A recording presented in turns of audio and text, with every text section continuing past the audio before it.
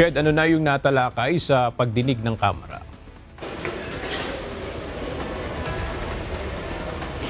Aga sa pagdinig kanina, sinimulan ito sa pagbabalita ng Department of Education na inaayos na nila yung Tech Pro electives para sa senior high school program. Ito ay upang matulungan yung mga mag-aaral sa kanilang paghahanda sa paghahanap ng trabaho pagkatapos nila sa senior high school.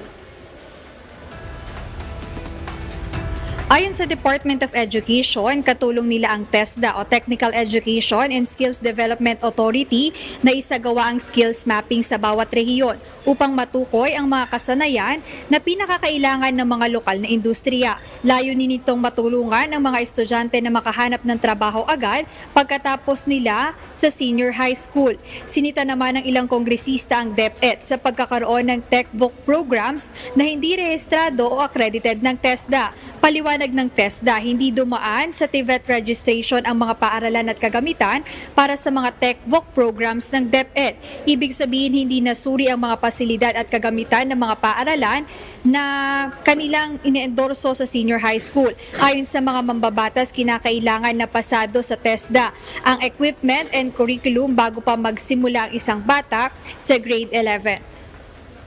Aga ngayon, patuloy pa rin yung ginagawang pagdinig dito sa House of Representatives kaugnay nga dito sa pagpapalakas o pagpapatatag ng senior high school curriculum na ipatutupad sa darating na school year 2025 hanggang 2026 at isa sa layo nito ay mabawasan din yung mga subjects na tinitake ng mga mag-aaral upang hindi na rin maging mabigat para sa kanila. At sa iba pang balita dito sa House of Representatives, nabanggit kanina ni Attorney Princess Abante, ang spokesperson ng House of Representatives, na isang welcome development naman sa kanila yung pag-oath ni Senate President Cheese Escudero kagabi bilang presiding officer sa impeachment trial ni Vice President Sara Duterte, at looking forward din sila sa pag-oath naman ng iba pang mga senador bilang impeachment judge sa nasabing trial. Ayan muna update mula rito sa House of Representatives. Balik sa iyo, Aga. Maraming salamat, Jed Neresina.